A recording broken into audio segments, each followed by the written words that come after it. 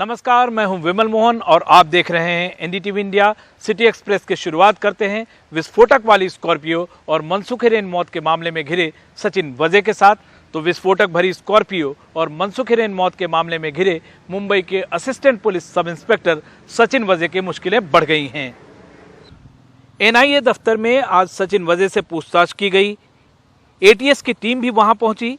इससे पहले Thane sessions court ने सचिन वजे को अंतरिम राहत देने से इनकार कर दिया। ठाणे सेशंस कोर्ट ने हिरासत में पूछताछ की जरूरत बताई। ठाणे सेशंस कोर्ट ने कहा कि अंतरिम संरक्षण नहीं दिया जा सकता क्योंकि प्रथम दृष्टया सबूत हैं। सचिन वजे की अग्रिम जमानत पर सुनवाई अब 19 मार्च को होगी।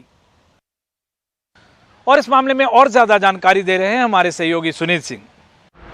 देखिए, जो इस पूरे मामले के शुरुआती दौर में जांच अधिकारी थे वही अब संदेह के घेरे में है। एपीआई सचिन वजे, इनकी मुसीबत लगातार बढ़ती जा रही है। एक तरफ कल ठाणे सत्र न्यायालय ने जहां इनको अंतरिम प्रोटेक्शन देने से मना कर दिया, यानी कि इनकी गिरफ्तारी पर रोक लगाने से मना कर दिया, वहीं सख्त टिप्पणी की कि मनसुख हिरेन की हत्या का जो मामला है वो आपराधिक साजिश के तहत है और उसमें अज्ञात को आरोपी बताया गया है, तो उसमें कस्टोडियल इंट्रोगेशन की ज़रूरत है। अब उस जो अग्रिम जमानत की अर्जी जो दी है सचिन वजे ने, उसको सुनवाई 19 मार्च को होगी।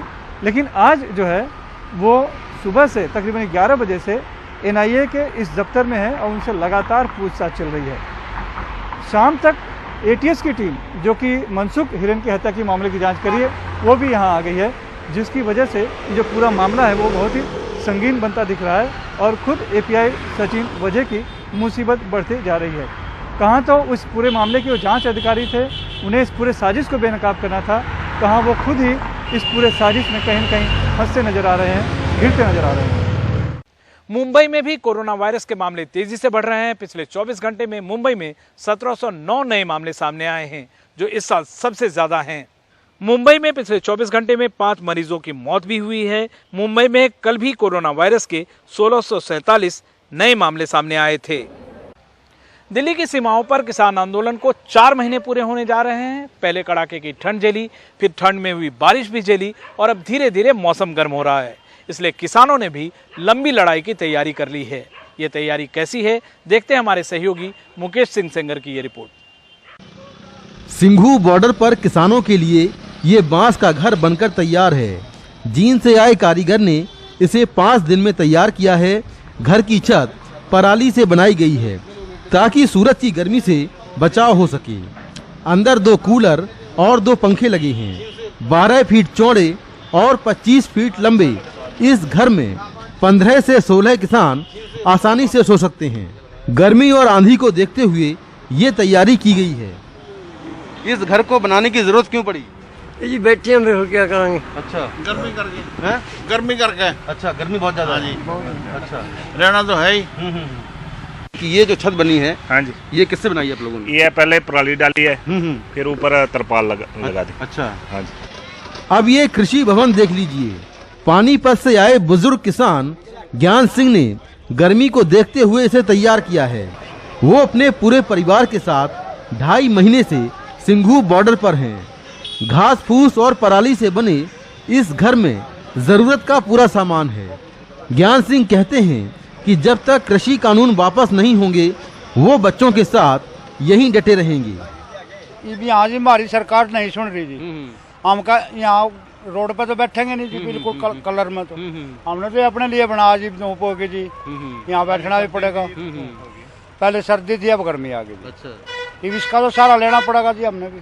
लेकिन डटे रहना यहाँ पर? हाँ जी, डटे रहेंगे जी, हम जाते नहीं जी अब। अच्छा, या तो हम लेकर जाएंगे या कुछ करके जाएंगे। अच्छा, हाँ, एक चीज जाएगी जी, या तो हमारी जान जाएगी या कानून सरकार वापस ले लेगी। ऐसे ही किसानों की जो ट्रॉलियां खड़ी हैं उनमें पराली की छतें बनाई जा रही हैं, जिससे तेज धूप का असर कम हो।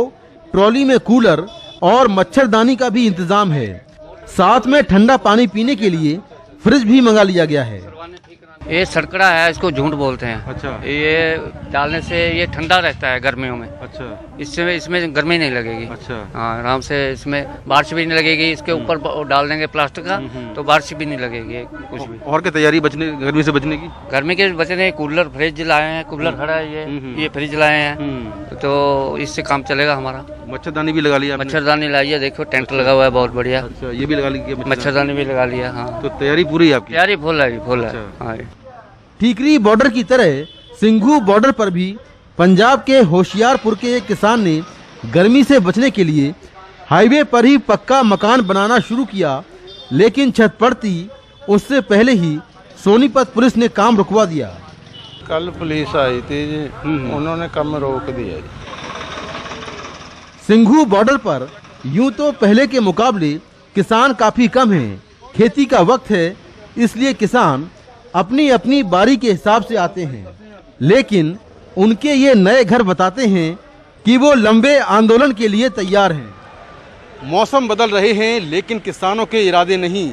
मौसम के बदलाव को देखते हुए किसानों की ये तैयारी बताती है कि उनके इरादे मजबूत हैं।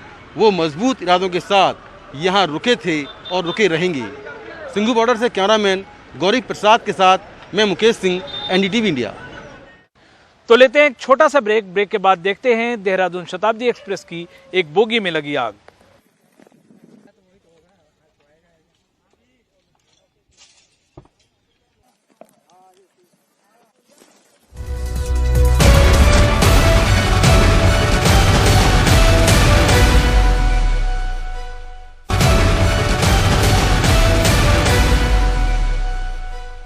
दिल्ली से देहरादून जा रही शताब्दी एक्सप्रेस की एक बोगी में आग लग गई। कांसरो स्टेशन के पास शताब्दी एक्सप्रेस की बोगी में आग लगी। जिस बोगी में आग लगी उसे ट्रेन से अलग कर दिया गया है।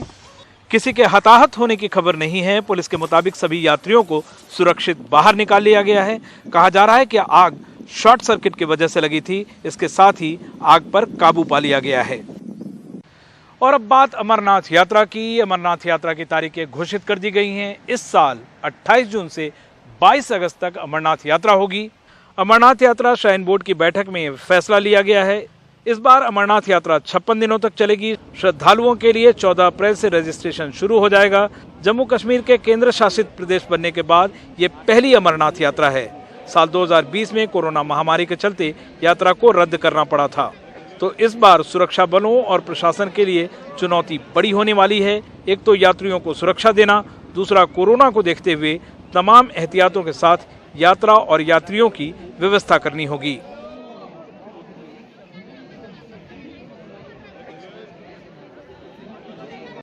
तो फिलहाल इस बुलेटिन में इतना ही। मुझे और मेरे वीडियो जर्नलिस्ट मोहम्मद मुरसलीन समेत पूरी टीम को दीजिए इजाजत। लेकिन एनडीटीवी इंडिया पर सच्ची, सटीक और विश्वसनीयता वाली खबरों का सिलसिला जारी है। देखते रहिए एनडीटीवी इंडिया।